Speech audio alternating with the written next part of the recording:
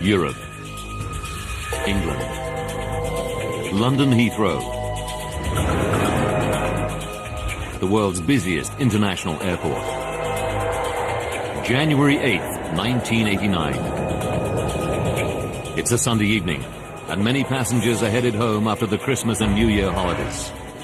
The airport is packed.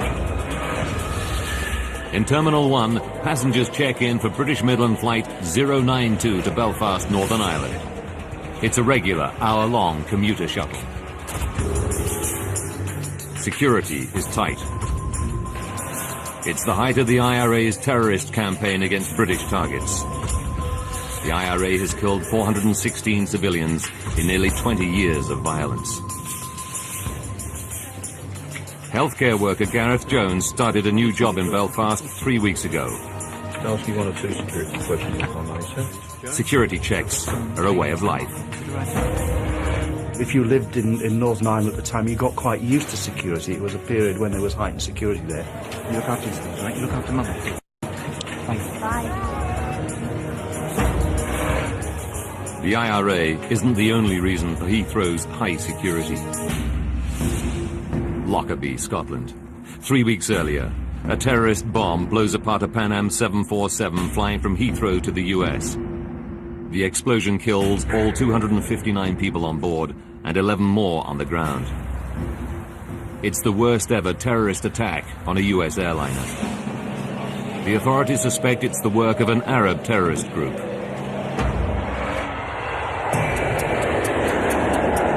Will the before start checklist down the line then, please? Today, the passengers on Flight 092 are in the hands of 43-year-old Captain Kevin Hunt. He's one of British Midland's most experienced pilots, with 25 years flying under his belt. Air conditioning and pressurization packs on flight. Flying with him, 39-year-old First Officer David McClelland.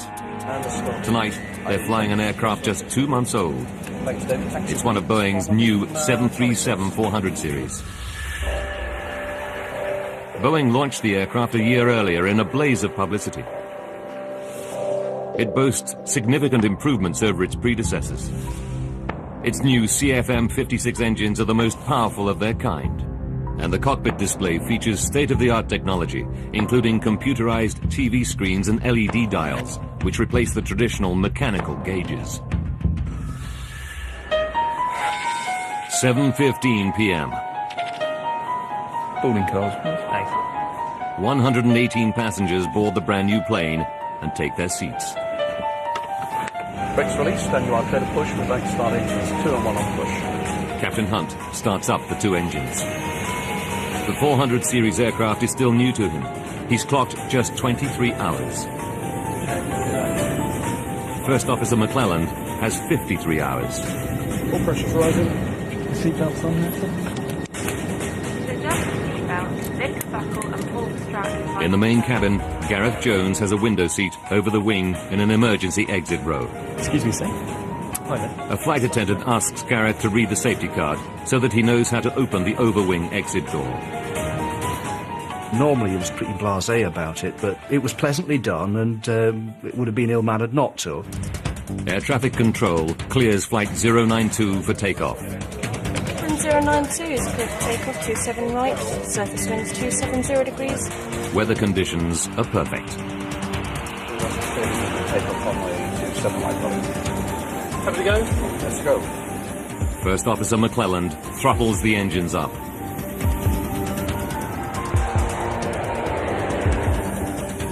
D1, rotate. Positive climb. And gear up. Gear up. 7:52 p.m. British Midland Flight 092 is airborne and on its way to Belfast. Maintain 6,000 feet in airspeed. Okay, 6,000 feet. Check. Debbie Griffith, age 24, is one of 6 cabin crew on board tonight. She was on standby, but managers called her in at short notice. Yeah. She's been a flight attendant for 2 years. I loved the job, basically because I really enjoyed meeting the people. It was a great lifestyle for somebody of that age. Within minutes of takeoff, the cabin crew start the drink service. With the hold-ups behind them, there's a light-hearted atmosphere. Passengers know they'll be on the ground in under 1 hour. 8:05 p.m. 13 minutes into the flight. The aircraft is climbing through 8,500 meters on its way to a cruising altitude of 10,600 meters. Then, without warning, a massive bang. The aircraft starts to vibrate violently. A routine flight turns into every air traveler's worst nightmare. Up on the flight deck, Captain Hunt and First Officer David McClelland feel the vibration. Very strange. What's going on? Much worse, they smell smoke. What's going on? We've got a fire coming. Tell ATC we need to start at this end. Smoke can only get into the cabin via the air conditioning ducts. And since the aircon is jet-powered on the 737, they deduce it's engine trouble. And it sounds serious. 20-year-old student Kieran Dynan is sitting over the wing close to the engine. All he can hear is a loud clattering sound. There was a very definite grinding noise. It sounded like pebbles going on in a washing machine. Just back from the cockpit, in row 1, are business partners Nick Stevenson and Chris Thompson. They're on their way home to Belfast. They feel the vibration. It's so intense, they fear the aircraft is breaking up. It sounded to me as though there's somebody outside with a sledgehammer trying to get into the aircraft, trying to beat their way through the fuselage. At that point, he simply stopped, froze. Flight attendant Debbie Griffiths immediately thinks of the Lockerbie disaster. This instant sort of terror, if you like, and my first thought was, is there a bomb? A huge bang and heavy vibrations rock a British Midland flight en route to Northern Ireland. Sitting in a window seat over the wing in row 14 is healthcare worker Gareth Jones. He's busy dealing with a panicking fellow passenger. The lady that was next to me, Teresa, was distressed, so I started to talk to her to try and calm her, but also to help me because it wasn't stress-free for me either. Gareth has good reason to be worried. His seat gives him a clear view of the plane's wing. And what he sees fills him with foreboding. I could look out of the window and see a trail of spark-like emissions from where the engine would be. From their seats in the cockpit, Captain Hunt and First Officer McClelland can't see either of the two engines, so they don't know about the sparks. Like all pilots, they must rely on their cockpit instrument display to diagnose the problem. The new display on the 400 Series 737 is unfamiliar to them, but it's state-of-the-art technology. Hunt and McClelland scan the screens and LED instruments. They diagnose an engine problem and shut down the faulty engine. Throttling back. Hey. Okay, shall I go through the... The terrible clunking and vibration immediately cease. The 737 is now behaving normally again.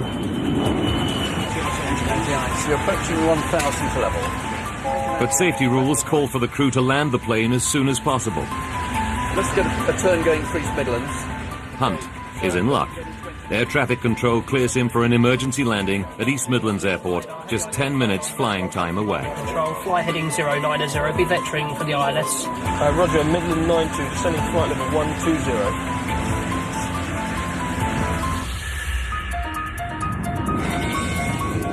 (8:10 p.m.) Ladies and gentlemen, this is Captain Kevin Hunt. Maybe aware we've had a problem with the aeroplane. The captain goes on the intercom to calm his 118 passengers and to tell them he shut down the malfunctioning engine. We are unfortunately therefore unable to continue our flight into Belfast. He says they'll be safely on the ground in 10 minutes. This should be perfectly routine landing, as I say. Gareth Jones is relieved to see that the problem engine has stopped throwing out sparks. He's convinced the captain now has everything under control. 8:17 p.m. The aircraft descends through 2,000 meters. They're 8 minutes from touchdown. So 160, please. 160, Flight level 40. 40, and 1 minute later, air traffic control tells Captain Hunt to make a right turn to line up with the runway. Midland 092, descend to altitude 3,000 feet. Midland 90, descend up to 3,000 feet. Check. They're on final approach. The cabin crew take their seats for the remaining few minutes.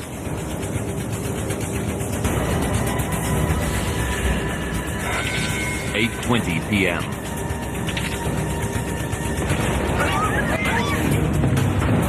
Another, even louder bang rocks the aircraft.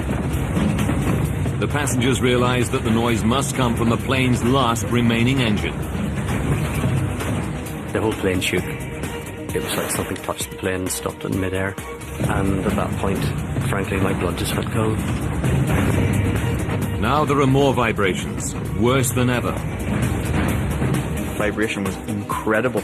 It was almost impossible for me to focus on Chris, who was sitting in the seat beside me. And I remember thinking, if this keeps vibrating like this, the aircraft is going to fall apart. Being absolutely terrified, not really knowing what was going on. Gear down.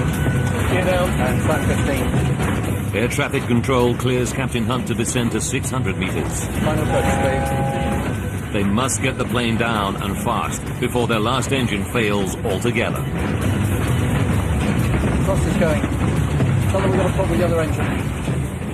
Then, everything goes silent.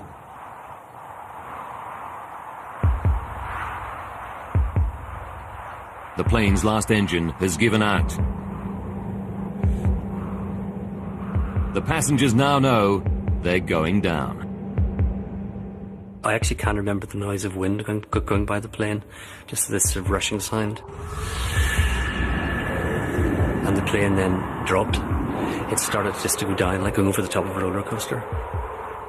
I remember thinking to myself, well, there's nothing you can do about it. If him upstairs wants to take you now...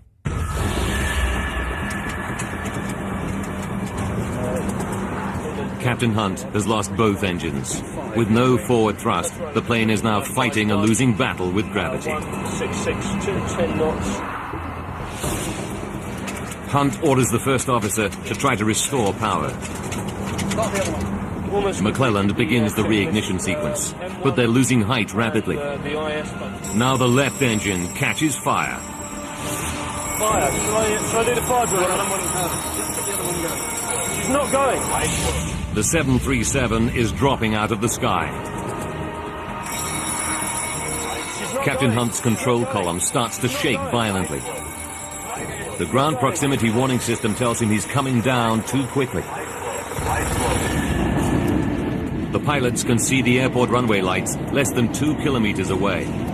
But there are more lights closer to the plummeting plane. The lights of the M1 motorway, the UK's major north-south artery. If they crash on the motorway, the death toll could be horrendous. It's not going. But Captain Hunt is all out of options. The ground is coming up fast. Somebody on board said, Jesus, we're all going to die. 8:24 p.m. British Midland Flight 092 is just 1 minute from East Midlands Airport. Flaps one, please. Speed 190. Captain Hunt can see the runway lights, but he's lost both engines, and one's on fire. His only hope, to keep the aircraft airborne long enough to crash land on the runway. The passengers haven't heard from the captain for 10 minutes, but they know they're going to crash. Stupid thoughts go through your head, like who's going to cut the grass. Part of your brain is saying, this plane's crashing, and part of it was saying, it can't be, because it doesn't happen. Now Captain Hunt can see the village of Kegworth. Desperate to avoid crashing into it, he raises the nose to stretch the glide. The 737 passes over the village at an altitude of just 60 meters. Where have I noticed what I think was a church spire, which actually went by the window. And I sort of thought, a church spire going past the window, I'm in a plane. But beyond Kegworth, lies the M1 motorway.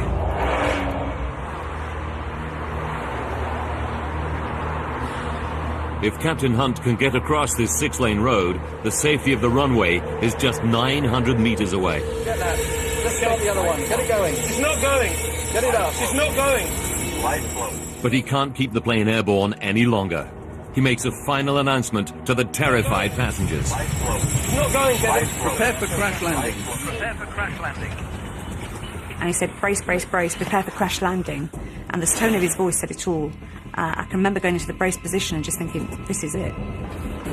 Just before the plane hit the ground, I remember thinking, nobody survives a plane crash. I wonder, will I?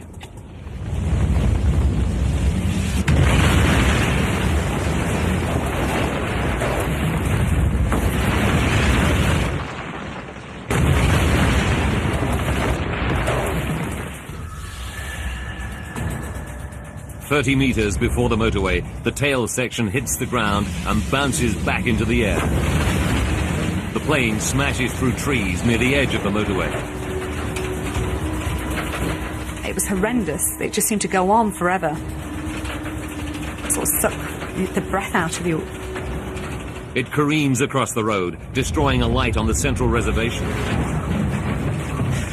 The aircraft slams into the embankment on the far side of the M1 and breaks into 3. I just remember being crushed and then nothing. Total silence. It comes to rest just 900 meters from the safety of the runway. Captain Hunt made it across the motorway just. Incredibly, no cars are passing at the moment of the crash. Inside the wreckage of the 737's middle section, Gareth Jones and his fellow passenger Teresa are alive. They're sitting over the wing, the strongest part of the aircraft. Gareth is not even badly hurt. He cannot believe his luck, but the danger isn't over yet. When I opened my eyes, I could see the little bush that was on fire and thought, hang on, this is dangerous. We're right over the wing's full of fuel, we'd better get out of this place pretty quick.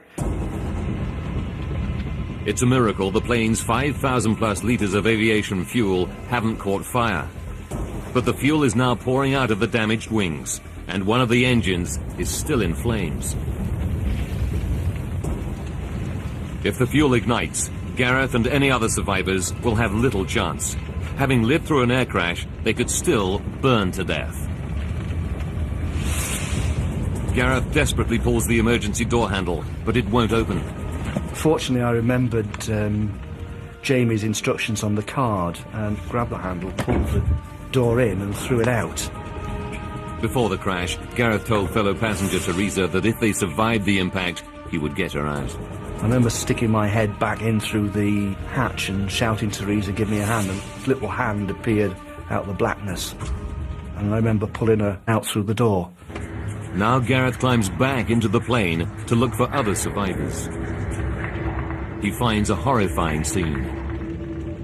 Twisted wreckage, injured people shouting for help, and others who are ominously silent. There were people clearly struggling to get out and others that were not moving, and you knew what had happened to those that were not moving. And that's one of the memories I'll carry with me to my grave.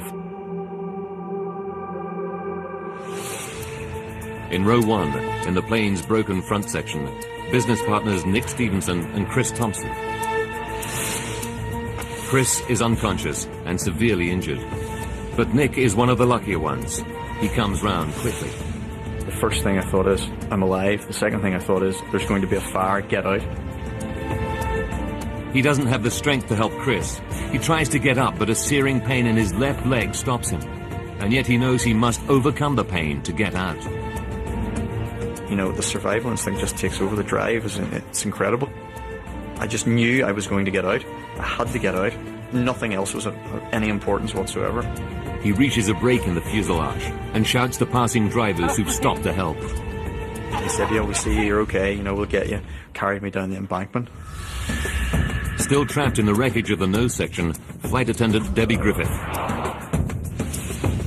She's in a bad way. But her main fear is a fuel explosion. I was having real problems breathing and actually felt like I was dying. I was really sort of fighting to live. And I just expected the engines to go. And I can actually remember thinking, it has to be quickly. And 20-year-old Kieran Dynan hangs right over the edge of the shattered midsection. He's badly injured and drifts in and out of consciousness. All the seats in front of me were gone. There's nothing. It was just debris and nothing. 8:30 p.m. 5 minutes after the crash, the fire crews reach the aircraft. They start to douse the whole area with foam. The fireman shouted through, "We've got the engines out." So at least then I knew that we were in with a fighting chance. Within 2 minutes, the engine fire is out. The rescue can begin. Now firefighters scour the plane for survivors. They have the grim task of checking which passengers are dead and which still have a spark of life. I literally just woke up as he shone the torchlight in my eyes, and he said, "Quick, this one's still alive." And then I blacked out again. Kieran is pulled out of the plane and rushed to hospital.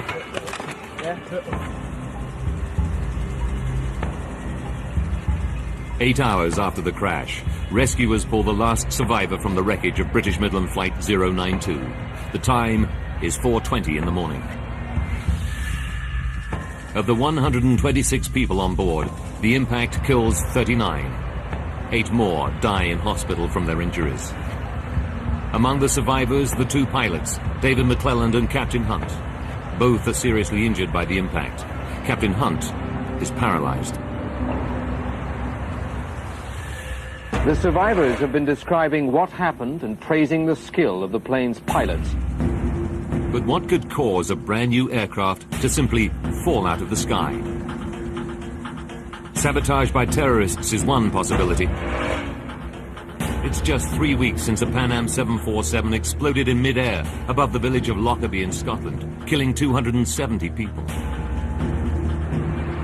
Did a terrorist bomb down this plane too?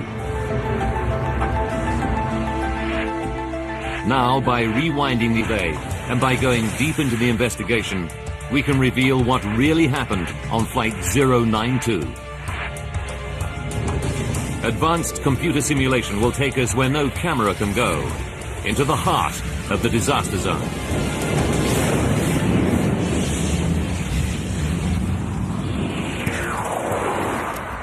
Eddie Trimble is the chief investigator from the UK's Air Accident Investigation Branch. He's worked on all the major air disasters in the UK over the last 30 years. When news of the Kegworth disaster breaks, Trimble's team of 9 crash investigators is still in Lockerbie, scouring the wreckage of the downed Pan Am plane. Now he fears another terrorist outrage has claimed lives on British soil.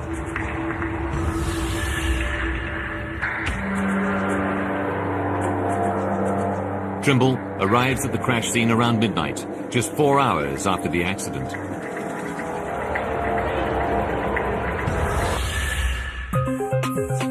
As the hours pass, he finds none of the telltale signs of damage from explosives. The team quickly rule out a terrorist attack as the cause of the crash. This is not another Lockerbie. Investigators now turn to the possibility of mechanical failure. Survivors report a double engine failure.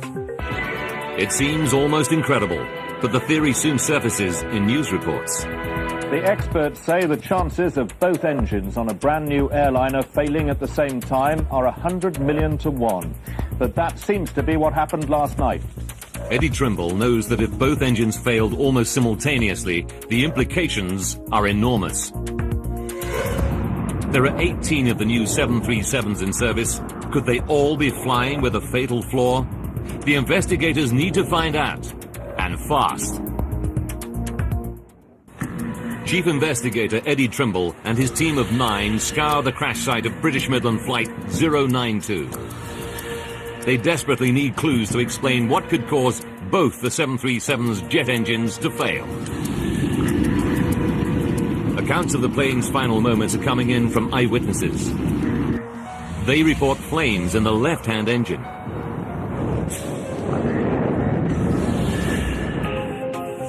Trimble starts to probe the left engine. It's not an easy job. The crash impact seriously damaged it. But he soon finds something that's clearly not crash-related. The fan blades. Most of them are severely damaged or fractured. Trimble concludes that the fan blade fracture threw debris deep inside the engine. The resulting damage was fatal.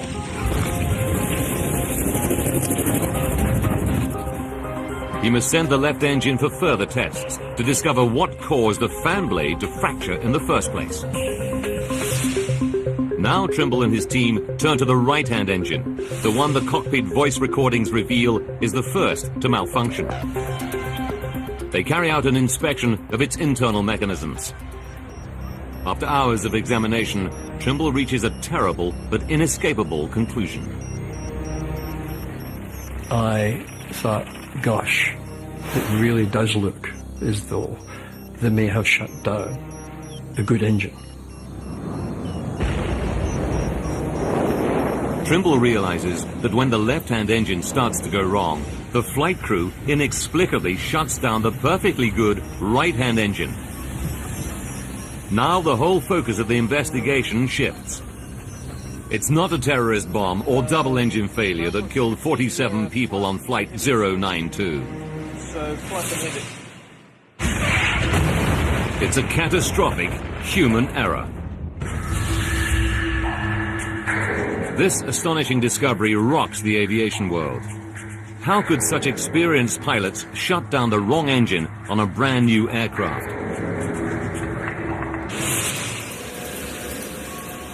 Trimble knows that the plane is one of the new 737-400 series launched a year earlier. First Officer McClelland has flown just 53 hours on the 400 series. Captain Hunt, even fewer, only 23 hours. Could the pilot's unfamiliarity with some aspect of the new design have caused the fatal error? To find out, Trimble must probe every twist and turn of events on Flight 092. Using the cockpit voice recordings, he starts to analyze every decision the pilots took on the flight deck. Okay, we're just turning off the localizer. Tell them we're fully established. Finland 092 is fully established. 8:05 p.m., just under 20 minutes before the crash. On the left engine, a fan blade fractures. The broken piece lodges inside the engine casing. The damage to the fan blade throws the finely calibrated engine out of balance. The engine now starts to shudder violently, setting up a vibration that rocks the whole plane. The fracture fatally damages the left-hand engine. It's now just a matter of time before it fails altogether. The flight crew feel the vibration and smell smoke escaping through the damaged engine seals into the air conditioning duct. They wrongly assume there's a fire in one of their two engines. Captain Hunt asks which is the problem engine. Which one? Which one? The cockpit voice recorder reveals the first act in a terrible chain of events. First Officer McClelland starts to say left, but then changes his mind. No, it's the right one. Eddie needs to find out why McClelland hesitates and then gets it wrong.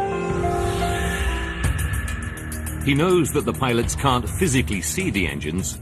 They must rely on their instrument display to diagnose the problem.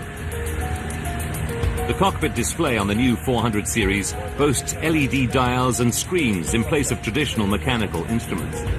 Did Hunter McClelland have trouble interpreting its unfamiliar instrument display? Okay, we're probably back. The new display has a meter to monitor unusual vibration on each engine.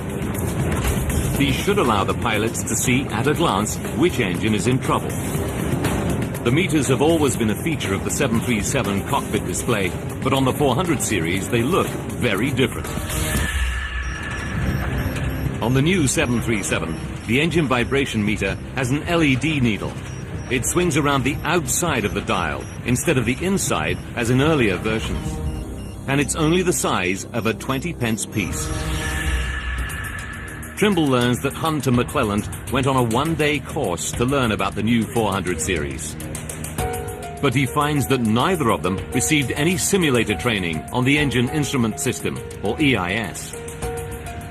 Neither pilot had had the opportunity to fly a simulator and learn how to interpret the EIS, whether in normal operation or, very importantly, during abnormal operation.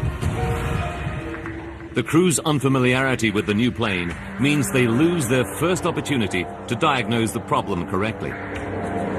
But it's still a mystery why they reached the conclusion that it's the right-hand engine that's malfunctioning. The cockpit voice recordings give Trimble another clue. Can you smell that? What is that? It doesn't mean something. Smell something.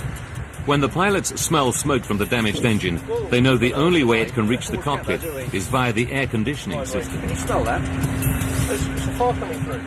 In Captain Hunt's experience, the air conditioning on a 737 is powered by the right-hand engine. Which one is it?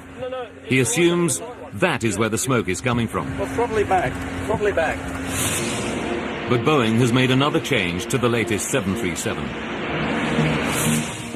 On the new planes, the air conditioning is powered not just by the right engine, but also by the left-hand engine. 8:07 p.m. Misled by the smoke, the pilots miss their second chance to diagnose the left-hand engine as the problem. Now, First Officer McClelland throttles back and shuts down the perfectly functioning right-hand engine. Everything seems to return to normal. The heavy vibration and banging has stopped. Ladies and gentlemen, this is Captain Kevin Hunt. If you've been aware in the cabin, we've had some smoke. And that's, A relieved Captain Hunt even goes on the intercom to tell passengers what he's done. Had to shut the right engine down as a result. We can't be... But Hunt's mention of the right engine confuses many passengers. Student Kieran Dynan recalls seeing sparks and flames coming out of the engine on the left-hand side of the plane. I thought it was strange. Why is he turned off the good engine? When it's so obvious this engine is all on fire. But Captain Hunt and the first officer cannot physically see either of the two engines from the flight deck. Someone from the passenger cabin would have to tell him which engine is in trouble. Investigators want to know why Kieran Dynan and other worried passengers don't raise the alarm. I remember thinking, he still must know what he's doing because he's the professional. Trimble and his team conclude that this trust in the captain prevents anyone on board from raising the alarm. But the investigators still face a big mystery. Why does the aircraft seem to return to normal function after the pilots turn off the wrong engine? To solve this mystery, Eddie Trimble and his engineering specialists delve deep into the workings of the 737's jet engines. All 737s have an auto-throttle, a form of cruise control that maintains the desired airspeed by automatically sending the right amount of fuel to the engines. To shut down the engine, First Officer McClelland must disengage the auto-throttle. This returns the plane to full manual operation and allows him to start throttling back the engine. Trimble suspects that this routine step holds the key to the mystery. He turns to the plane's black box to try to find out exactly what's going on inside the computer-controlled engines at the critical moment. What Trimble discovers about the behavior of the autothrottle explains why the plane appears to fly normally on a badly damaged engine. It's a major breakthrough. The investigation team can now unravel exactly what happened aboard Flight 092 in the final, fateful seconds from disaster. 8:05 p.m. When the fan blade fractures on the left engine, its fragments damage the engine severely, causing a reduction in fan speed. The autothrottle reacts by pumping more fuel to the stricken engine, trying to maintain the fan speed. This causes the damaged engine to shudder violently and throw out sparks. These ignite surplus fuel, causing the flames seen by the passengers. 8:07 p.m. It's the left. No, it's the right one. Okay, we'll Misled by the smoke coming through the air conditioning, the crew misdiagnosed the problem engine. Captain Hunt orders the fully functioning right-hand engine to be shut down. Okay, throttle it back. First Officer McClelland disengages the autothrottle and instantly pulls back the thrust lever on the right engine. The minute he does so, the vibration stops and the smell of smoke disappears. Eddie Trimble now knows why. Data from the black box reveals that when the pilots disconnect the autothrottle in order to shut down the right engine, both engines return to manual throttle. Sensors inside the damaged left engine detect that it's spinning slower than normal, which triggers a reduction in fuel flow. With the fuel flow now at a level the engine can handle, the vibration and flames disappear. Now the left engine appears to be functioning normally, when in fact it's fatally damaged. The crew naturally think they've shut down the correct engine. What they don't realize is that it is disconnecting the auto throttle that solves the problem, not, as they believe, closing down the right-hand engine. That particular effect of the auto throttle was the clincher which caused both pilots to believe that in retarding the right engine, they had identified the engine which was malfunctioning. It's a revelation to the investigators that the behavior of the 737's autothrottle might mislead pilots during an engine malfunction. And investigators are about to discover how a last terrible twist of fate snatches away the final chance to save Flight 092. They're going to be closing the localizer from the right. Eddie Trimble has one piece of the puzzle still to fit. Why did the flight crew not notice that they'd shut down the wrong engine in the 20 minutes they had between the initial crisis and crashing? Trawling through every nuance in the cockpit voice recordings, Trimble finds a poignant moment. 12 minutes and 15 seconds to disaster. The plane seems to be back to normal, but Captain Hunt's training tells him that after an in-flight crisis, it's essential to review all decisions to make sure no mistakes were made. What did we actually get? We got vibration. But just as he starts his review, air traffic control interrupts him. The surface wind is indicating westerly at 5 knots. They clear Captain Hunt to descend to 1,200 meters for landing in 12 minutes' time. He does not resume the review of events with his first officer. Had he continued, he may have spotted his error. But tragically, the crew missed their last chance to prevent the crash. 4 minutes and 40 seconds to go. We can arm approach now. Check, we'll take flaps 1, please. Speed 190. The pilots increase throttle to the left engine to control their descent. What they don't realize is this act will deal the engine its fatal blow. Increasing the fan speed throws more debris from the fractured fan blade deep into the engine. Thrust is going. Losing the thrust. Okay. Tell them we got a problem. It's now tearing itself apart, and the runway is still 21 kilometers away. 1 minute to go. The engine loses all power. It now catches fire. Got fire in the number 1 engine. No, forget that. Just start the other one. Get it going. Captain Hunt has run out of time. He's lost both engines. In desperation, he tries to restart the right-hand engine with a windmill start, using the plane's speed to spin up the engine blades. It's not going. Get it out. It's not going. Light slow. It's not going, Kevin. Light slow. But it's too late. Their airspeed is too low. Hunt pulls the nose up to stretch the glide. He keeps the aircraft in the air long enough to clear the village of Kegworth. But Captain Hunt knows it's all over. 10 seconds from impact. Captain Hunt makes his final announcement. Not going, Kevin. Prepare for crash landing. Prepare for crash landing.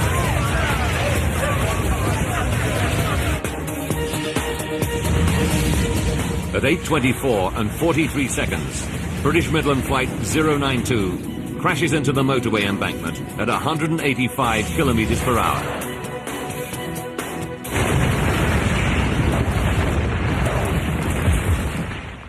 Midland 092, this is East Midlands radar, do you read? Midland 092, this is East Midlands radar, do you read? Midland 092, East Midlands, do you read? The plane comes to a stop just 900 meters from the airport runway. But 5 months after the crash, there's a final twist in the tale. A shocking discovery that grounds more than 30 of Boeing's brand new 737-400 aircraft worldwide. June 1989. 5 months after the Kegworth crash, 2 more Boeing 737-400 series aircraft suffer identical fan blade fractures in flight.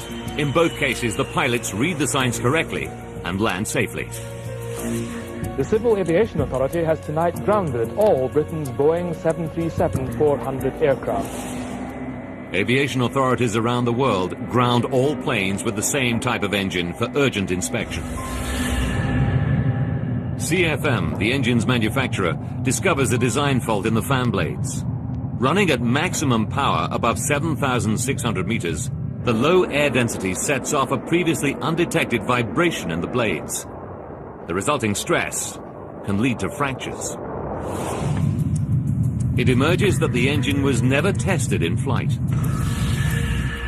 The 737-400 aircraft and its engines are an upgrade of the 300 series. The engine was only bench tested in a laboratory. A flight test was not mandatory. If it had been, the potentially catastrophic vibration effects on the blades might have been detected. The engine manufacturer has to redesign the engine and refit 99 400 series aircraft. Aviation regulations now require manufacturers to flight test all new engines. Just over 18 months after the Kegworth air crash, the Air Accident Investigation Board publishes its report. It concludes that although the pilots made an error in shutting down the wrong engine, there were mitigating factors. The pilots had received no flight simulator training for the 737-400 series. 18 months. That meant the first time they faced an emergency, it was for real. Rotate. The vibration meters weren't prominent enough. And if a member of the cabin crew had alerted the captain to the flames coming from the left engine, which he couldn't see from the cockpit, the crash could have been averted. But for the survivors, the flight crew are heroes. It was just very, very sad that it was so close to have made it. And, you know, to have those 2 pilots put at such risk and to have worked so hard to have got so close, it's upsetting. The lessons learned from the Kegworth crash have had a wider impact on aviation safety. Boeing redesigned cockpit displays for new aircraft, making them easier to interpret. Simulator training is now mandatory if the design of an aircraft changes substantially. And airline training around the world now emphasizes and encourages full communication between cabin and flight crews, particularly during an in-flight emergency.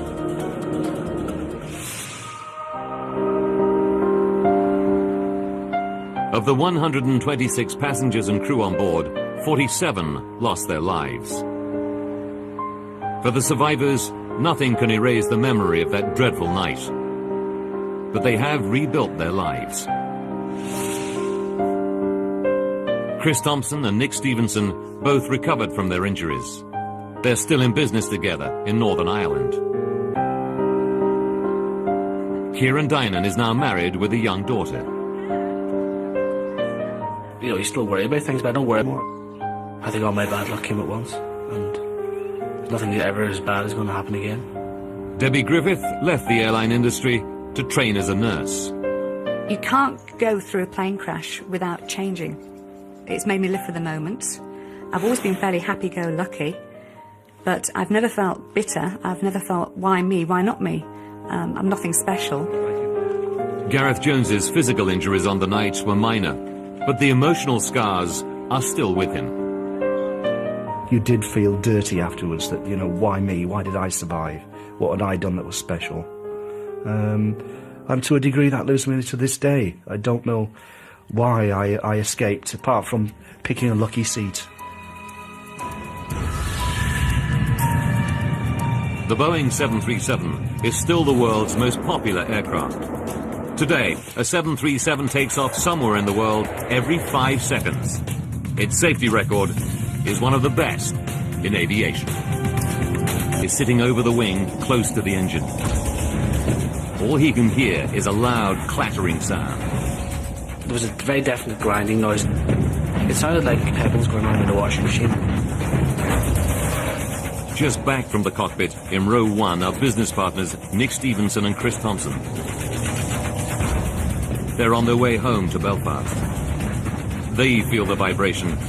It's so intense, they fear the aircraft is breaking up. It sounded to me as though there's somebody outside with a sledgehammer trying to get into the aircraft, trying to beat their way through the fuselage. At that point, he simply stopped, froze. Flight attendant Debbie Griffiths immediately thinks of the Lockerbie disaster. This instant sort of terror, if you like, and my first thought was, is there a bomb? A huge bang and heavy vibrations rock a British Midland flight en route to Northern Ireland. Sitting in a window seat over the wing in row 14 is healthcare worker Gareth Jones. He's busy dealing with a panicking fellow passenger. The lady that was next to me, Teresa, was distressed, so I started to talk to her to try and calm her, but also to help me, because it wasn't stress-free for me either. Gareth has good reason to be worried. His seat gives him a clear view of the planes. She was on standby, but managers called her in at short notice. Yeah.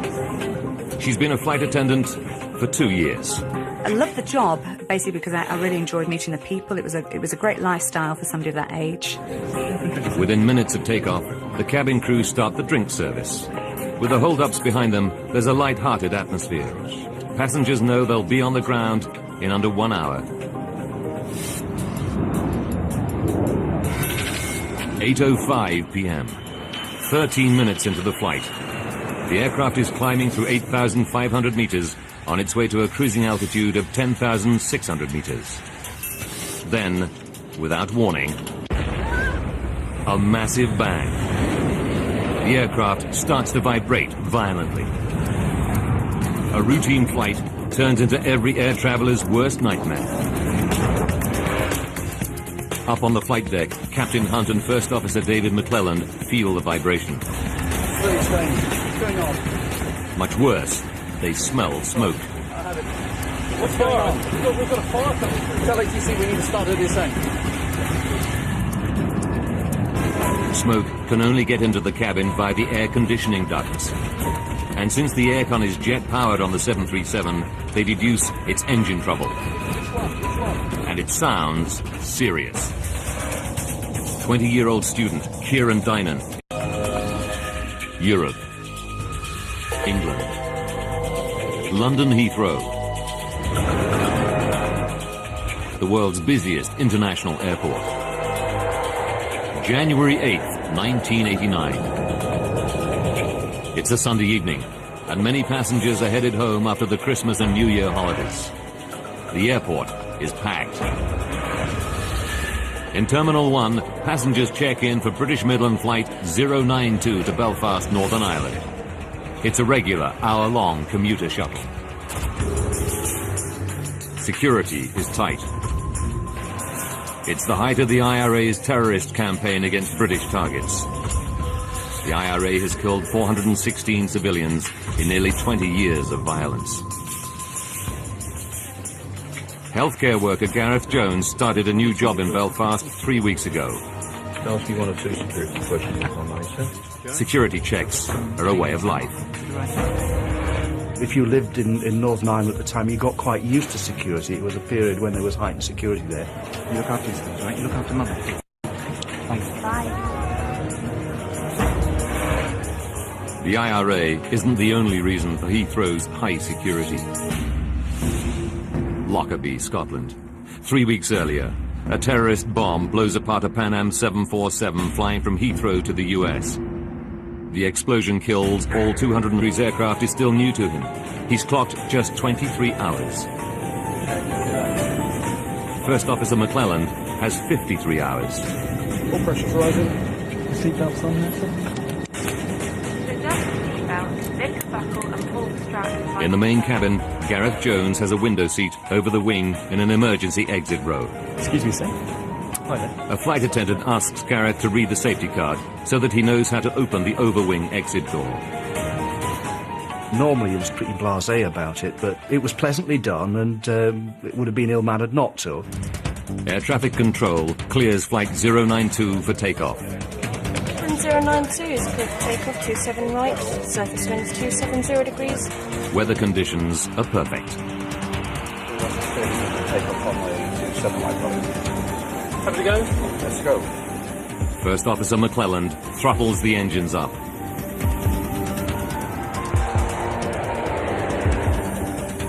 V1, rotate. Positive climb. And gear up. Gear up. Oh no. 7:52 p.m. British Midland Flight 092 is airborne and on its way to Belfast. Maintain 6,000 feet in airspeed. Okay, 6,000 feet. Check. Debbie Griffith, age 24, is one of 6 cabin crew on board tonight. 59 people on board and 11 more on the ground. It's the worst ever terrorist attack on a US airliner. The authorities suspect it's the work of an Arab terrorist group.